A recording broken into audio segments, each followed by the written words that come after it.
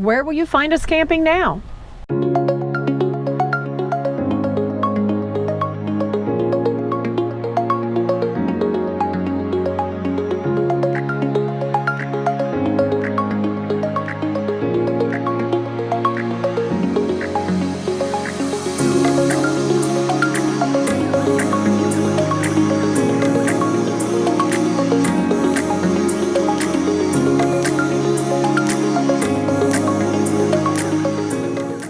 Hey y'all, I'm Jimmy. And I'm Lisa of FindUsCamping. Our goal here is to give you guys RV tips, tricks, and campground tours. Today we're coming to you from the Thousand Trails Orlando RV Campground in Clermont, Florida. So we're going to come in and take the first left, which is for sections E, F, H, and I. E, F, G, H, and I.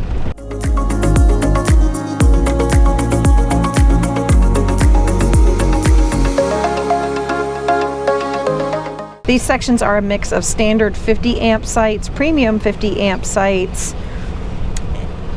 and elite 50 amp sites. There also are some cabins intermingled that are cabins that people own or rent, so you'll see those along the way. Most of the streets in this park are paved. Some of them seem to have been paved more recently than others. Some of them are pretty smooth, and then some have some potholes and, are in need of repair. And some of the sites have old concrete pads, and again, some are in great shape. Some of them are older and need repair. Some of them are paved sites, and some of them are just... They do have at this campground a lot of people that have annual sites, and those people are provided with a sign that even if they weren't here and this were an annual site, there'd be a sign near the pedestal that lets you know when you're pulling in that it's not really available because it's an annual site and that's someone else's place.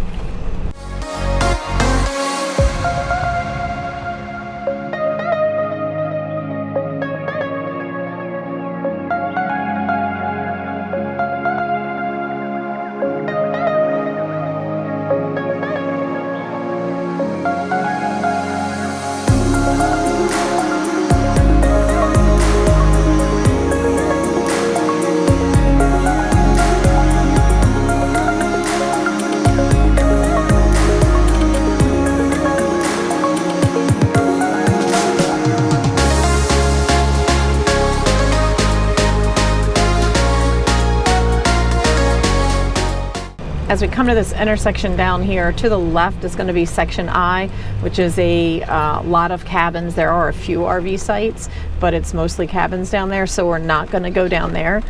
We're going to turn right and go into section G. I'm not sure if you can see, but in the video here, these are some of the older sites that used to have pavement for their pads, so some of them are still in pretty good shape, some of them are kind of cracked up. They are all back-end sites. Also, they are in the process here, this is a very large park, so they are in the process of renumbering all of the sites. So the site number on your pedestal might not coincide with the number. I don't know if you can see them in the video. They have numbers spray painted on the asphalt on the street at the end of the sites. They are changing them all so they will eventually match up, and that is for the 911 system, so that once a first responder has to come in for something, it's easier for them to find you in the park. They're giving them all new street names too. Yeah, and they're putting all streets will be named. Apparently some of them weren't before, so even ones that had names before, the names have changed. So here's an annual site that she was talking about, so you guys can see the sign. It says annual site number. Please select another different site. So when you're driving around trying to pick your site, this one would be off limits. So I know in some Thousand Trails parks they assign sites, and some they don't, some they recommend sites. The way it works here is when you pull in, they give you your paperwork and the phone number, and so you drive around until you find the site that suits you. You park there and you call up front and let them know where you are. So yet another reason that they have those sites, site signs to let you know if a site is not available.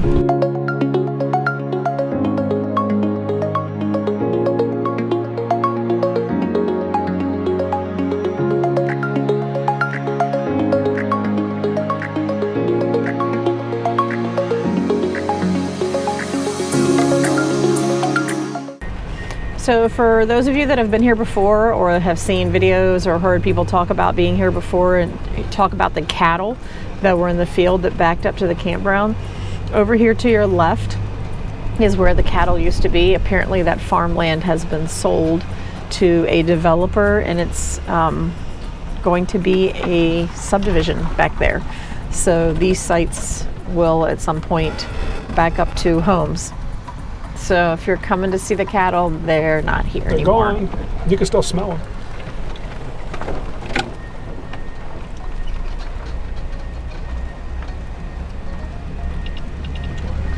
We're going to continue around. This is kind of the back side of the campground. We're going to take you through E section. This again is a huge park, so for us to try to drive up and down every street here would be an enormous video that no one would want to sit and watch. And you can kind of see most of the sites are the same. They are, the majority of them are back-end sites. There are a few over on the other side of the park that I think are reserved mostly for just overnight stays. They're really tight and they're pull-through sites, but if you were just here for the night and didn't want to take up a big site, that's, I believe, what they were designed for. So we'll point those out when we get over there. And there is I'm not sure if it's an older section or what, but there is another section kind of across the main road that has a lot of trees and it's wooded, so it's a little tighter to get in and out of. And so we'll do a drive-through on that. Those sites look a lot different than the ones over here in the main part of the campground. What are these cool little bikes?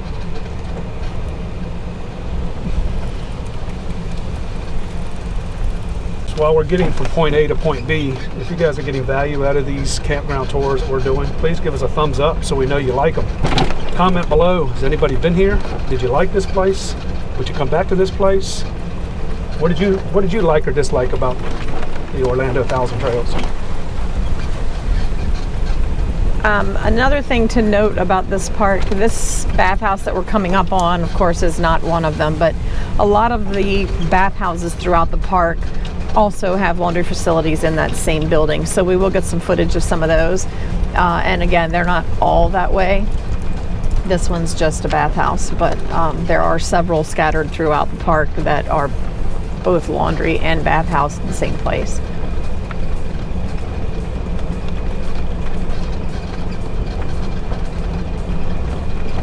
So this is B section that we're coming through now. Again, nothing much changed as far as the looks of the sites. Some of them here aren't even paved, they are just gravel. But short of that, they're all about the same size. There's not any teeny tiny sites here. And they are, back ends. We're gonna round the corner here, and when we do, we're gonna be in A section. And if you pay attention on the right-hand side, these are the sites that I was telling you about that are pull-throughs, and they're kind of tight. That way.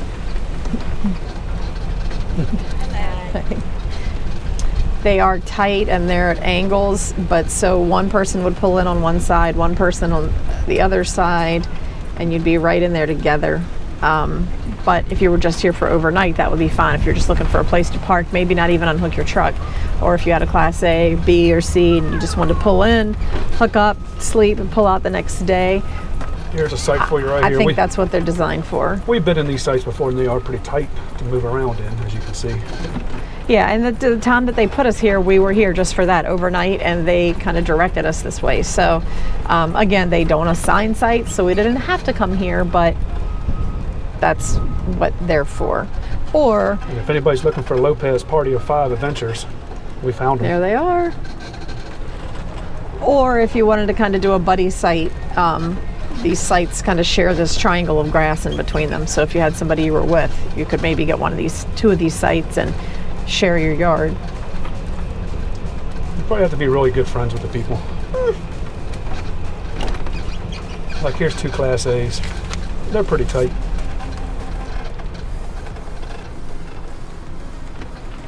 You can ask for the mustard out the window. Pardon me, do you have any Grey Poupon?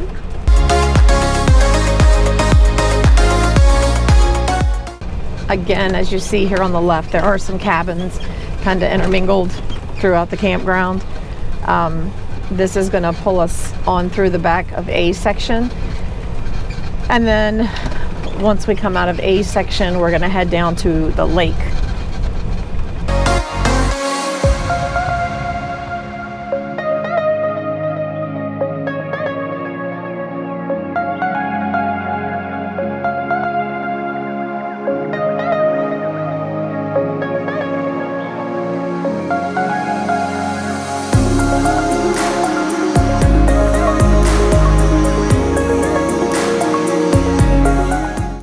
Okay, over here on the left, there's a big net up. So if you're wanting to practice your golf swing, it's an option.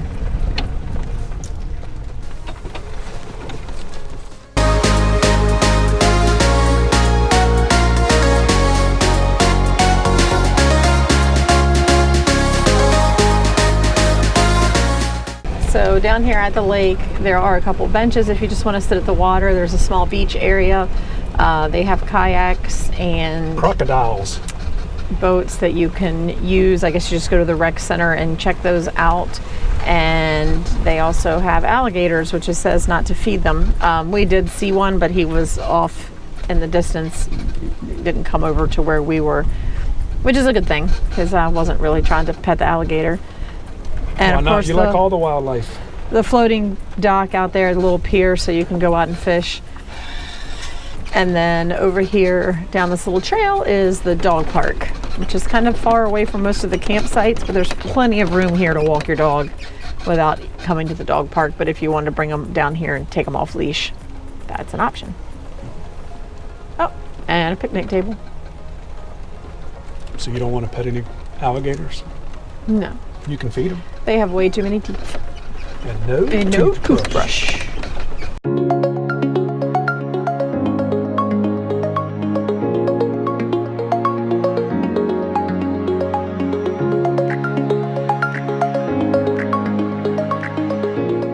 So there is Wi-Fi throughout the park here.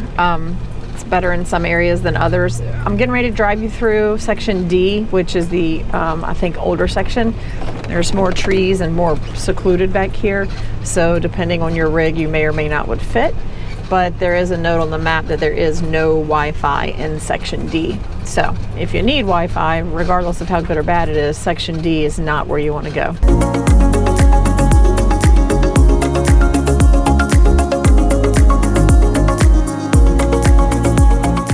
They also have little areas throughout the park that are kind of roped off that are for the turtles that are here.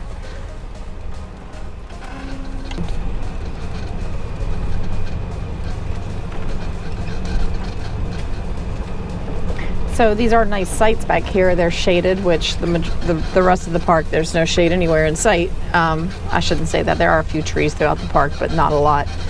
These sites are very shaded. So again, depending on how tall your rig is or how long it is, this might not be the best area for you. But if you were here and you were looking for the shade and you could maneuver and the trees weren't too low hanging, this would be a nice little secluded spot for you. I think there's a site.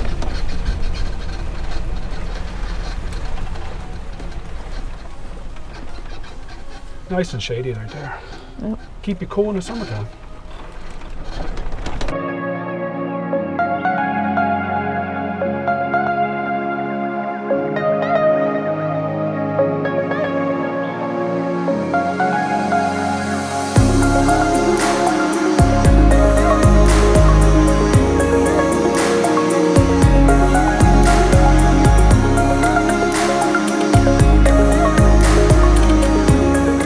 So a side note, the majority of the sites in D section are 30 amp. There are a few 50 amp back here, but most of them appear to be 30 amp full hookups.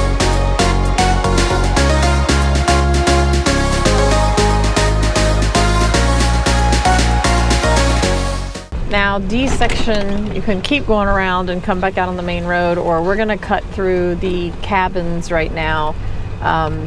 These are the Getaway Cabins, I believe.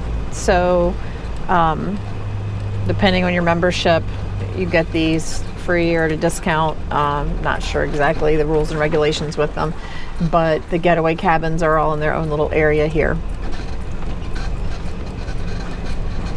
And then they do have a screened in room for the cabins. So if you wanted to, if you were staying here or you were visiting friends and you were both staying here, they have this screened in room up here that you can use. There's the cranes. Here's the sandhill cranes. They are all over the park. And they're very loud. You're not supposed to feed them, but they will come right up to your camper. And these guys are quiet, but usually they're not so much.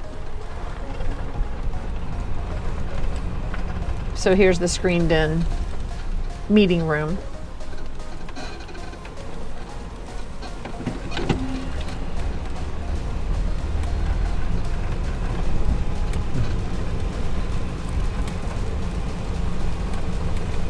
There's more.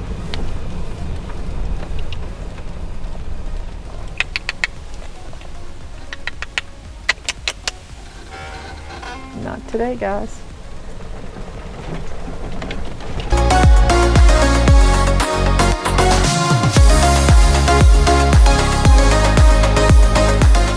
So now we're back out to the main road, Thousand Trails Boulevard.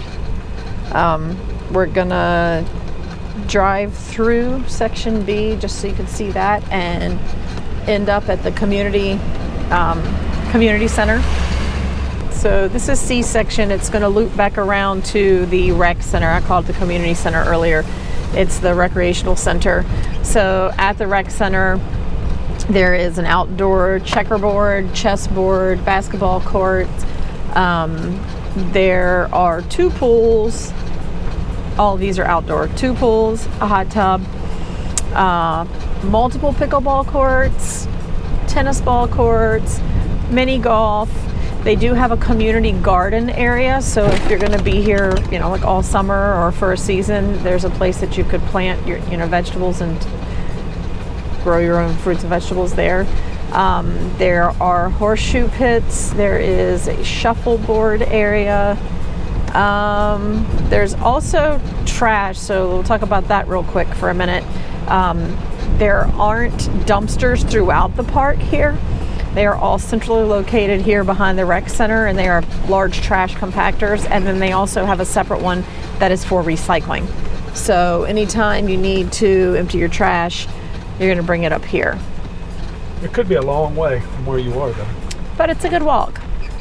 Something else that they have here at the rec center that I forgot to mention is a very large playground. That's all new. They're just putting it in. They're still putting in the rubber mulch, so we'll have some footage of that as well. Good. How are you? Fantastic. Good.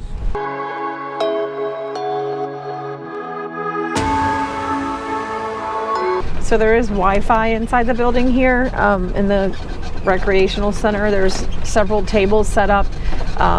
When social distancing restrictions aren't in place, that's where they do bingo and get-togethers. But if you just needed to bring your laptop up, or you had a call or something you needed to make, you could sit at one of the tables. The mail room is also inside that building for outgoing or incoming mail. And they do have a small store that has some basic camping, hoses and attachments and stuff, and ice cream and some soft drinks, a few food items. It's not a real large store, but it is something. And then they also have over near the pool, the building by the pool that has the bathrooms in it also there's an exercise room. It's currently under construction, so they're gutting it and redoing it. So I couldn't get any great footage of that because I couldn't even get in there. But just know that that is here. So if you come in the future, I'm assuming it won't be too long before that is all up and running. Now, directly across from the rec center, the swimming pool, all that stuff, are 2 new sections that they have just recently completed. When we first got here, it wasn't open yet, but now there are people parking there, so we will get to do a drive-through of the new section. Do you want to drive through? There's 160 brand new RV sites. Just a couple hours ago, there was nobody here. And now they're all piling in. Yeah, now that they've opened it up, I would imagine it's going to fill up. First of all, it's real convenient. As soon as you come in, it's right there. Second of all, it's nice and new. And of course, everybody wants to go to the nice and new. They are all concrete pads. They all have picnic tables. They are all back-end sites, 30 and 50 amp. As you can see, as we're driving up here, the bathhouse for this area is not yet complete. So if you need to use the bathhouse, you're probably not going to want to park in this section because it's not complete yet.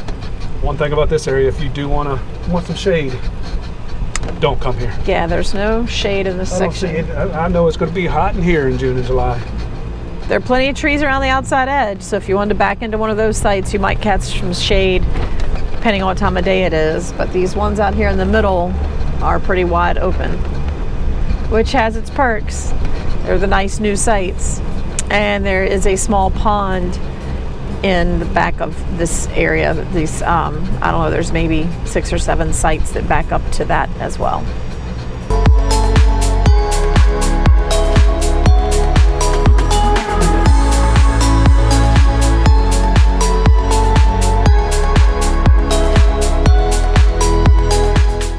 That'd be a good spot for our toy hauler right there. Yeah, so maybe next time we're here, we'll get one of these sites. We can back in and hang the deck down right to the water. That'd be pretty sweet. As long as it's not June or July. Yeah, no, I don't want to do it then. These people are the first people to park in these parking spots. Yeah. Are you one of them?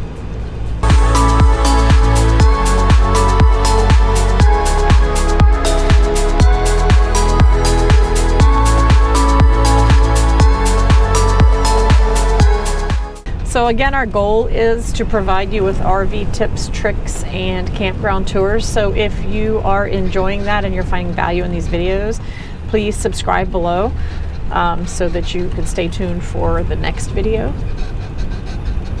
If there's anything we're missing that you would really like to see, please let us know. Yeah, drop a comment below. We'll be sure to get back with you.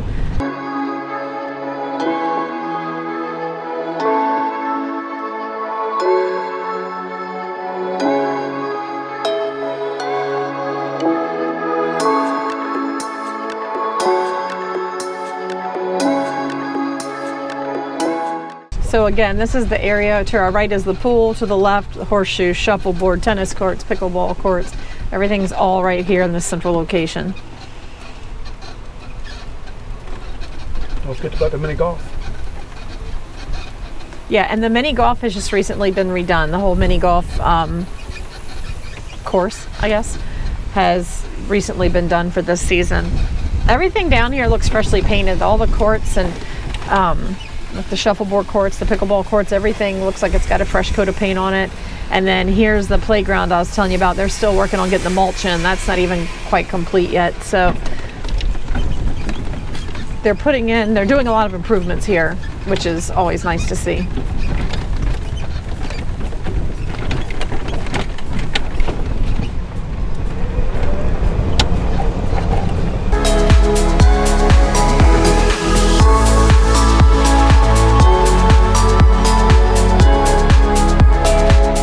So we're gonna run over here real quick, just check out one of the bathhouses. This is one that has the bathrooms and the laundry all in one place.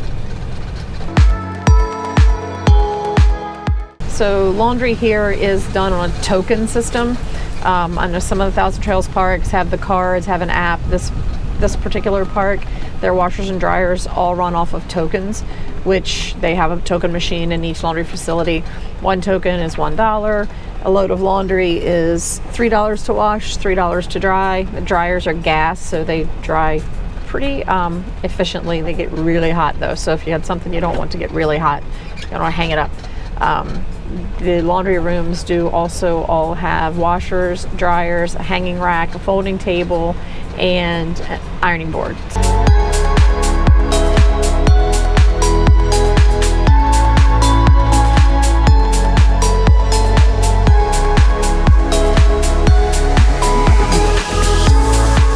So as I mentioned in the name of this park is the Thousand Trails Orlando RV Campground. It is in Clermont, Florida, which is just outside of Orlando.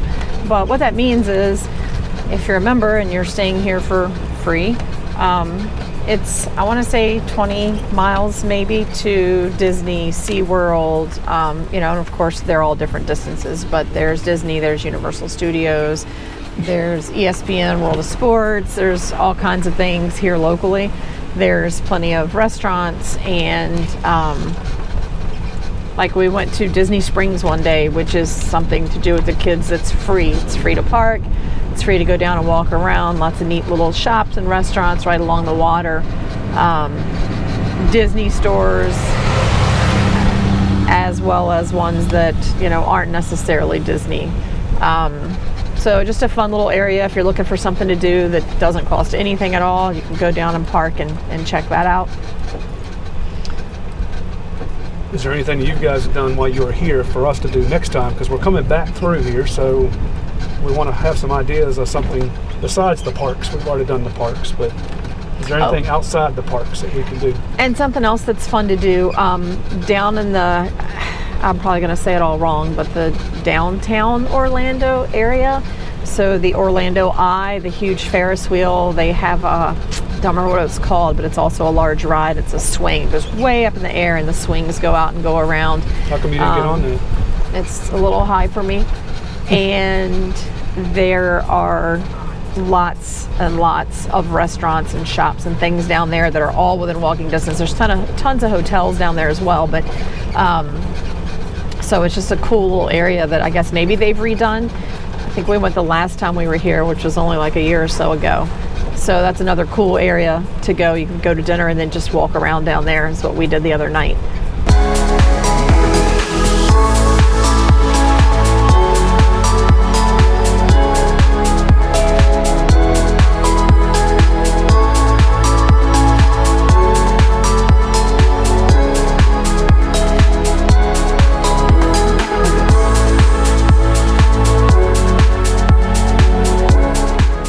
So I did mention earlier when we were in D section that there was no Wi-Fi. There is Wi-Fi near our site, but we haven't had the greatest of luck with the signal strength. So we have been using our AT&T service for our hotspot, which to be quite honest hasn't been the best either. You got 1, maybe 2 bars. And again, that varies depending on where you are in the park. And I would assume that probably the Wi-Fi varies depending on where you are in the park as well. But it literally is 3 sites down, the Wi-Fi here, and we can't really get on it. I've checked it many places and it's very slow if I can even connect to it. So something else that we always ask is, would we come here again? Well, we come all the time. Yeah, we've been here several times. This is probably our longest stay here. We did come once when the kids were smaller and stay for a week, but we've been here 2 weeks this time. What is our main reason we come here? It's just convenient, and we stop here Before we go to? kind of on the way. It's kind of a sideways trip, but we stop on the way to and sometimes on the way from the Keys. So that's where we're headed next week, is to stay at the Encore Park down there. So make sure you stay tuned and watch that video, because that's our favorite campground. So we go back there over and over and over and over. Because it's, and over again. Clear water, beautiful sunsets, manatees, sea turtles. Manatees? I mean, what else? What else is there? So, yeah, so we will definitely be back here. In fact, we'll probably stop on the way back from the Keys, and we'll probably be back next year, if not sooner. Overall, we like this park. It's a huge park, and there are some pluses and some minuses, but at the end of the day, it's a well taken care of park. So the moment we have saved to the end is, what's the biggest, strictest rule here? That's going to be the check-in time. So when you get your email confirming that you're here, confirming your check-in, it's going to say check-in is at noon and not before. And that is very strictly enforced. You cannot check in before noon. If you pull in before noon, they will turn you around. So 11:58. Yeah, it doesn't matter. If it's not 12 o'clock or later, you will not get to come in. You cannot pull over and park in the parking lot. If you do, I guess you can pull over and park in the parking lot, and then you have to wait in line behind everybody else. And once the whole line's cleared, then you can come in. So just a little tidbit of information to avoid yourself some frustration and aggravation. Pull in to one of the shopping centers along the way when you get nearby, and just wait there until 12 o'clock and then head on down. And then they'll let you right in. And although it is frustrating, especially if you're unaware, they do make it really clear not to come before noon. And we told you. And that's why. They do have a system worked out, so at noon they open it up and it works really well, and you can be in line and get parked and be set up by 1 o'clock. So it's not that it takes any longer. In fact, it seems like they have a pretty well-oiled machine, but just be warned, don't come before noon. That's all we got, folks. Until the next time you find us camping. Safe travels, everyone.